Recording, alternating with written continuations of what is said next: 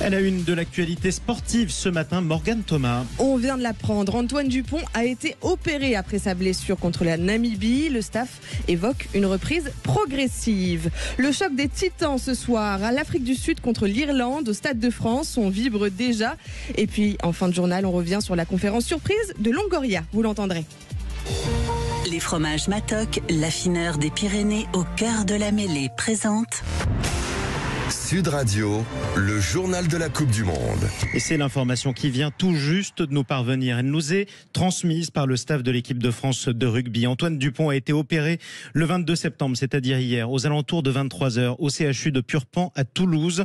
Sa reprise devrait être progressive. Je cite, d'ici quelques jours, il va ainsi pouvoir revenir au sein de l'équipe de France dans un processus de reprise sportive progressive et sous contrôle médical. On espère qu'il pourra reprendre le jeu le plus vite possible. Morgane. Oui, mais il faudra sûrement le remplacer d'ici le quart de finale. Alors qui pour le remplacer? Deux noms circulent, Lucu et Couillou. Le premier pour sa parfaite entente avec l'ouvreur Mathieu Jalibert, ils évoluent tous les deux à Bordeaux, mais le deuxième pour ses nombreux points communs avec l'actuel capitaine.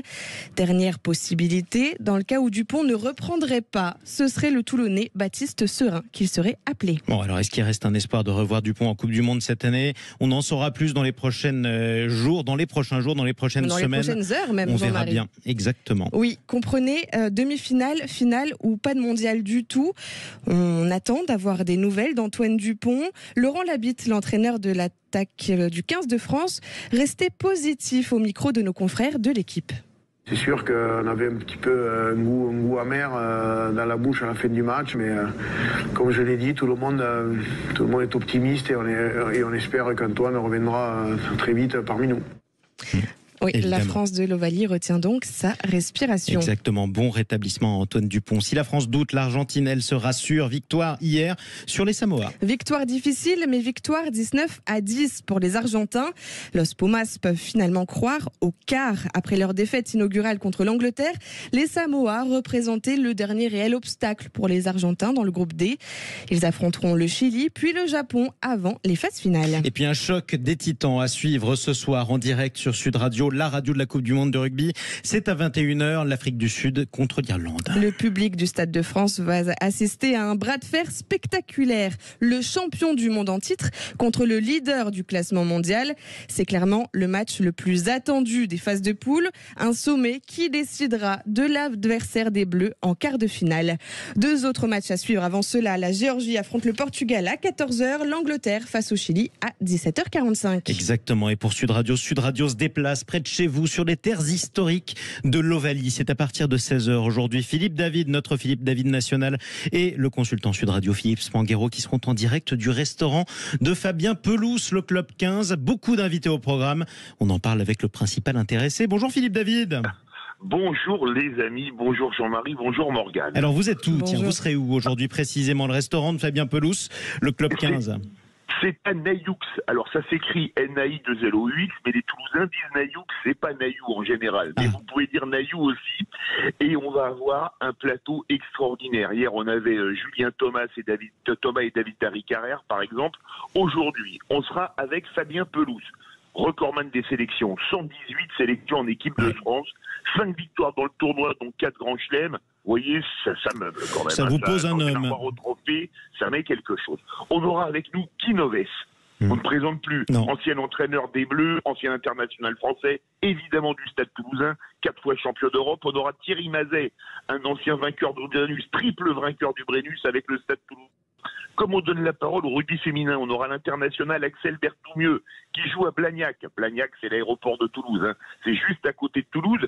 Et comme à Toulouse, on est Nayoux, à quelques kilomètres de Toulouse, il y a une très bonne équipe de 13. On aura également Sylvain Houle, l'entraîneur du Toulouse Olympique 13. Oh, mais c'est pas mal quand même, tout ça, c'est important de le rappeler. Absolument génial. Menu très copieux avec tout le peuple du rugby, Philippe David. Alors, c'est important de le préciser pour tous ceux qui nous écoutent sur Sud Radio autour de Toulouse, c'est-à-dire sur le 101.8 FM ou alors sur le DAB+. Vous pouvez retrouver Philippe David et toutes les légendes qui l'accompagnent au village des marques de Nayoux, partenaire de Sud Radio. C'est eux qui nous accueillent, c'est pour ça qu'on les remercie.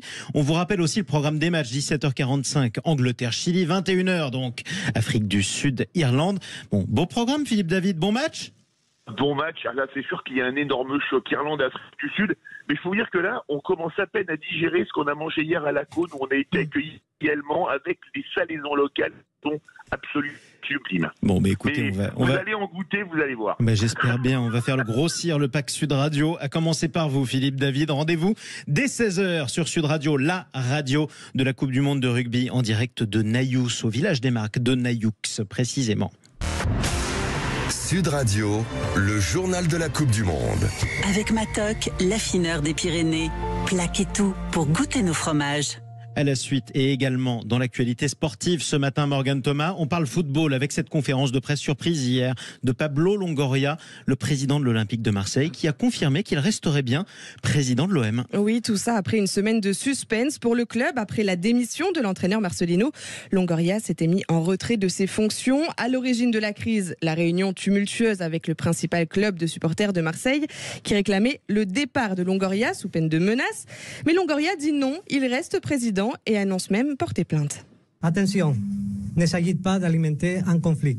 Non, je vais simplement mettre fin à des modes de comportement afin que ce type de situation ne se reproduise plus à l'avenir. C'est ma responsabilité. Si l'Espagnol reste en fonction, il sait que le chemin vers l'apaisement est encore long. Et je suis aussi conscient que je vais entamer les périodes les plus difficiles de mon mandat de président avec beaucoup de situations potentiellement désagréables. Pour accomplir ça, j'ai besoin de soutien de tous ceux qui aiment le club. Pablo Longoria compte rassembler ses soutiens la semaine prochaine. Affaire à suivre donc pour l'Olympique de Marseille qui joue le Classico demain 20h45 au Parc des Princes. Le Vélodrome, lui, accueille un autre événement cet après-midi, la messe du pape à 16h30 devant 60 000 personnes. Le pape François qui trônera dans le virage nord. Exactement, et d'ailleurs les supporters, les ultra-marseillais ont préparé un tifo pour le pape François. On sera avec l'un de ses supporters dans quelques minutes sur Sud Radio, juste après le journal de 9h. En quelques mots, la 6e journée de Ligue 1 qui continue tout de même avec un derby remporté par Nice hier. Victoire 1-0 sur Monaco grâce aux magnifiques arrêts de Bulka, 2 pénaltys repoussés et au but en solitaire de Boga dans le temps additionnel. Les Aiglons prennent donc la tête de la Ligue 1. Ouais, si j'étais monégasque, ça ne m'aurait pas plu. Merci beaucoup Morgane Thomas. Et on rappelle le peut-être retour d'Antoine Dupont pour les demi de la Coupe du Monde. Exactement, on revient sur cette information de la matinée ou de la nuit. Antoine Dupont a été opéré dans la nuit vers 23h à Purpan à Toulouse. Est-ce qu'il reviendra? En tout cas, un retour progressif est programmé par le staff de France Rugby. On va en reparler évidemment tout au long de la journée sur Sud Radio. Restez avec nous.